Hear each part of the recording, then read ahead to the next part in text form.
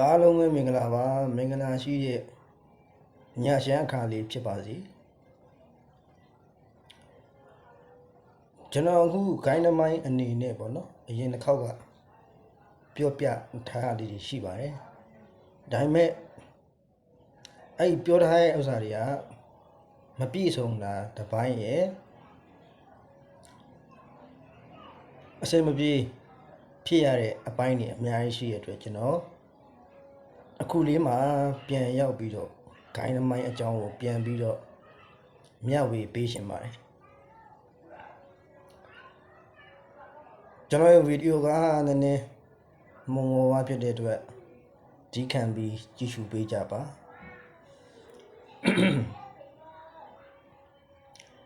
ဂိုင်းနမိုင်းအနေနဲ့ပထမဦးဆုံးကျွန်တော်ဒီမော်တိမောရှင်အိဆာတရားမဟိဒီစေဂိုင်းတော်မြတ်ကြီးကပညာကိုခံယူထားတဲ့ဆရာညံထက်လင်းဖြစ်ပါတယ်ဗျကျော်တို့ရဲ့ဂိုင်းဆရာအစဉ်ဆက်ကဆိုရင်အဘဆရာဘိုးတော်အေးအဘဆရာဘိုးတော်ပြူ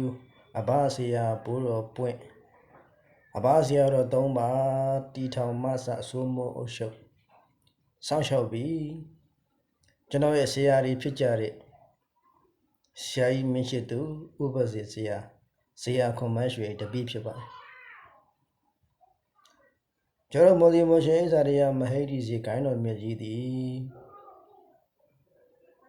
စမမဟုတ်အေးမဟုတ်ဓာတ်သဘောဖြစ်တာစီရင်ထားတယ်လို့ပဲပြောလို့ရပါတယ်ဘလို့ဓာတ်သဘောကိုစီရင်ထားရလဲလက်ဝဲလက်ရာတီးကြစီရင်ထားတဲ့ပညာခန်းတွေပေါ့ဗျာလက်ရဘက်မှာဆိုရင်အဘဆရာ၃ပါးဖြစ်ကြတော့အဘဆရာဘိုးတော်အေးအဘဆရာဘိုးတော်ပြူအဘဆရာဘိုးတော်ပွင့်တို့ထားရှိပါတယ်လက်ဝဲဘက်မှာဆိုရင်စတုမဟာရွတ်နမင်းကြီး၄ပါးဖြစ်တဲ့တရားယထဝိယုလကဝိယုပခကုဝေယတာနာဆောင်နမင်းကြီး၄ပါးနဲ့သူရတတိမေတော်မြတ်ကြီးတို့ထားရှိပြီးစီရင်ခဲ့ပါတယ်လက်ရဖတ်တီတိတ်တီလန်းမဟိတီလန်းအတွက်အဘဆရာတော်၃ပါးကိုထားပြီးတော့လက်လာပအနေနဲ့အပွင့်အလန်းအနေနဲ့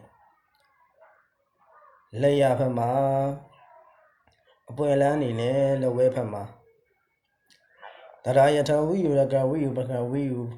ဟောကုဝေယဆိုပြီးတော့တာနာဆောင်နမင်းကြီး၄ပါးနဲ့သူတို့တတိမေတော်မြတ်ကြီးတို့ထားပြီးစီမံခဲ့တာပါစီမံခဲ့တဲ့ပုံကကျွန်တော်တို့ရဲ့ဂိုင်းမှာအဓိကသုံးတာကဇေဒီမော်စင်ဖြစ်ပါတယ်ဇေဒီမော်စင်လို့ပြောတဲ့နေရာမှာမော်လို့ကြားလိုက်တာဖြင့်အများစုသည်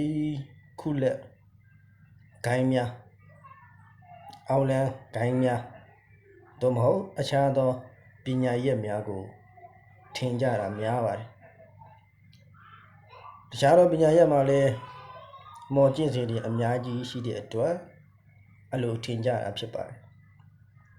ဆိုတော့မော်ကျင့်စဉ်တွေကဘယ်လိုကျင့်စဉ်လဲတချို့မော်ကျင့်စဉ်တွေမှာအာနာဝကဘလူးပုံနကဘလူးတို့ဘောဟိတာလာမော်တို့အဲ့လိုမျိုးပေါ့နော်တချို့ခုလက်ဆိုရင်လည်းမာတင်ကမော်တို့ပါတို့ပေါ့နော်အဲ့လိုကြီးတုံးတာများပါတယ်ဒါပေမဲ့ကျွန်တော်တို့ခိုင်းရဆိုရင်အဲ့ဓာတွေတခုမှမပါပါဘူးလုံးဝမပါတာပါစီရင်ထားတဲ့ပညာခန်းဆိုဖြင့်အောက်နဲ့မဖက်အထက်တက်ဖြစ်တာစီမံထားတဲ့ပညာခန်းတွေဖြစ်ပါတယ်ဗျကျွန်တော်အဓိကသုံးတဲ့မော်စင်ဆိုတာကဇေဒီကိုပြောတာပါဇေဒီမော်စင်လို့ကျွန်တော်တို့ခေါ်ပါတယ်ဇေဒီမော်စင်ဟာဆိုရင်ဇေဒီတက်ဖြစ်တာစီမံထားတဲ့မော်စင်ပေါ့နော်အများသိအောင်ပြောရမယ်ဆိုရင်တော့ဇေဒီစမပေါ့ဒါပေမဲ့ကျွန်တော်တို့အဲ့ဒါကိုစမလို့မခေါ်ဘူးမော်စင်လို့ခေါ်ချင်းဖြစ်တယ်အဲ့ညမှာကျွန်တော်ပြည့်ညက်တဲ့ပရမတ်ကိုကျွန်တော် ခွဲခြားပြီးတော့ထပ်ပြောပြရှင်ပါတယ်ပညာဘယ်မော်ပဲကြည့်ပါစေပညာကတော့ပညာပါပဲပရမတ်တရားကိုကျွန်တော်တို့ကြည့်မယ်ဆိုရင်မော်ဆိုကြတဲ့ကကျွန်တော်တို့ရဲ့ခန္ဓာကိုယ်အတွင်းထဲမှာတန်တန်မှာထုံမွမ်းပြီးတော့ရရှိလာတဲ့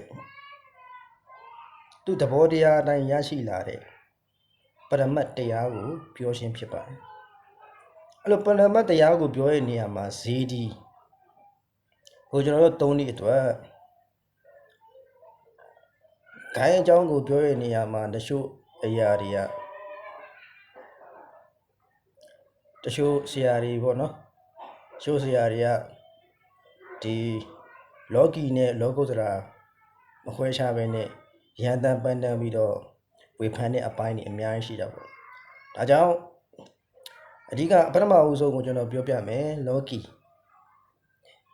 အခန္ဓာအပိုင်းကျွန်တော်ပြောပြမယ်ပေါ့အရင်ဆုံးလောကီကဏ္ဍအပိုင်းနဲ့ပြောရမယ်ဆိုရင်ဇေဒီဆိုကြတဲ့ကစေတိုင်းတည်စေဖို့အဲ့ဒီမော်ကျွန်တော်သုံးတယ်ဇေတိုင်းတည်စီရအများပြောမယ်ဆိုရင်တော့စေပိုင်အာနာပိုင်ပေါ့ဗျာတို့မယ်စေပိုင်အာနာပိုင်မှာလည်းအများကြီးရှိရနော်ကျွန်တော်အရင်တစ်ခေါက်ကရေးခဲ့တယ်လို့ပဲဇေဒီစေပိုင်ဆိုတာစေပိုင်ပညာဆိုတာပယောကမှမဟုတ်ပယောကတစ်ခုတည်းအတွက်သုံးတဲ့စေပိုင်ကိုကျွန်တော်ကတော့စေပိုင်လို့မတတ်မှတ်ဘူးဗျစေပိုင်ဆိုတာအားလုံးကိုစေနိုင်ရမယ်သွားစေလာစေနေစေအိတ်စေသွားစေလက်ပွင့်စေကံပွင့်စေလူချင်းလူခင်ပေါ်စေစသဖြင့်စေနဲ့တက်ဆိုင်သောအရာအားလုံးကိုပြုလုပ်နိုင်ရမယ်ကိုယ့်ရဲ့နှုတ်ဖျားကနေပြောလိုက်ရတဲ့ကိုပြောသည့်အတိုင်းဖြစ်နေရဖြစ်လာမယ်အဲ့လိုပေါ့ဟုတ်ပြီစေဒီဆိုတဲ့စေဒီမော်စင်ကိုကျွန်တော်လောကီကဏ္ဍအပိုင်းနဲ့ကျွန်တော်ဆုံးဖြတ်ဆွေးနွေးခဲ့ပြီးပါပြီလောကနာပိုင်းမှာကြည့်မယ်စေဒီဆိုတာကျွန်တော်တို့ဗုဒ္ဓဘာသာမြတ်စွာဘုရားဗုဒ္ဓဘာသာဝင်တိုင်းကအမျက်တနိုးအထွတ်ထိပ်ထားတဲ့မြတ်စွာဘုရားမရှိရဲ့နောက်ပိုင်းမှာမြတ်စွာဘုရားရဲ့အထာပနာတွေဓာတ်တော်တွေဖြစ်ဓာတ်တော်တွေနဲ့ပေါ့နော်ဓာတ်တော်တွေနဲ့တခြားသောမြတ်စွာဘုရားရှင်ရဲ့တရားကိုကြည်ကြံပွားများအားထုတ်ရင်းနဲ့ယဟန္တာဖြစ်သွားတဲ့ယဟန္တာဓာတ်တော်တွေကိုထာဝနာထည့်သွင်းပြီးတော့ဇေဒီအဖြစ်ပြန်လဲကူးကွယ်ကြတာပေါ့ဒါကြောင့်မလို့ကျွန်တော်တို့ဇေဒီဟာဆိုရင်မြန်မာနိုင်ငံတင်မကအခြားသောနိုင်ငံတွေမှာလည်းအများကြီးရှိပါတယ်တို့ကြောင့်မလို့ကျွန်တော်တို့အထွတ်ထိပ်ထားတဲ့မြတ်စွာဘုရားရှင်ကိုအမြဲတမ်းထာပနာတွေမြတ်စွာဘုရားရဲ့ထာပနာတွေဓာတ်တွေမြတ်စွာဘုရားရဲ့ဓာတ်တွေလို့ပြောရင်နည်းနည်းရိုင်းပါမယ်နော်မြတ်စွာဘုရားရဲ့ကျင့်ကြံပွားများခဲ့တဲ့လမ်းစဉ်တွေမြတ်စွာဘုရားပိဋကံပြိဋိဘံပြုပြီးတဲ့နောက်မှာယဟန္တာအရှင်မြတ်တေကဲ့သို့ကျင့်ကြံပွားများအားထုတ်လို့ရမယ်ပညာရက်မျိုးကိုကျွန်တော်ကပြပြရှင်းပြပါတယ်ဒါဆိုရင်တော်တော်လေးတော့ပြည်လည်ပါပဲပြီးတော့ခေါင်းတော့ကျွန်တော်ပြောပြလိုက်ရတော့ဒီ model motion ပညာအပိုင်းကိုပြောပြလိုက်တာနော်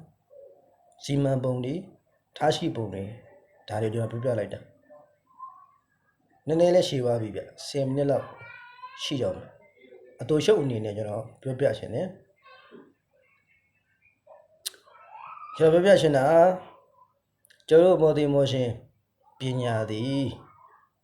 အဓိကပယောဂတစ်ခုလေကုတဲ့ပညာမဟုတ်ပဲနဲ့တိတ်တိလန်းမဟိတ်တိလန်းတွေကိုတက်လန်းဖို့အတွက်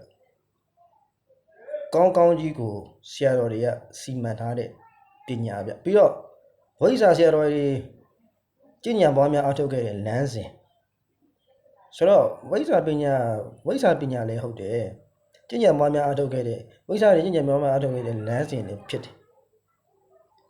ဆိုတော့ကျွန်တော်တို့ပညာကဝိဇ္ဇာ ဝိဇ္ဇာဖြစ်ဖို့အတွက်တက်လန်းနိုင်တဲ့ဝိဇ္ဇာဖြစ်ဖို့အထိထွက်ရက်မြန်းနိုင်တဲ့အထိကိုတက်လန်းနိုင်တဲ့ပညာမျိုးဖြစ်တယ်ဆိုတာကိုကျွန်တော်ပြောပြပြီးတော့ညီကုန်းချုပ်ရင်းနဲ့နောက်ထပ်အခွင့်အခါသိခဲ့ရင်ကျွန်တော်တခြားသောဂိုင်းကြောင့်ကိုကောင်းကောင်းမွန်မွန်ပြန်လည်ပြီးတော့ထပ်တင်ပြီးပါပဲကျေးဇူးအများကြီးတင်ပါတယ်ဗျစိတ်ရှမ်းသာခြင်းကိုယ်ကြီးကျမ်းမာခြင်းနဲ့ပြည့်စုံနိုင်ကြပါစေခင်ဗျာလူရင်းဆန္ဒများပြည့်ဝနိုင်ကြပါစေကာရပြုပါရဗျာ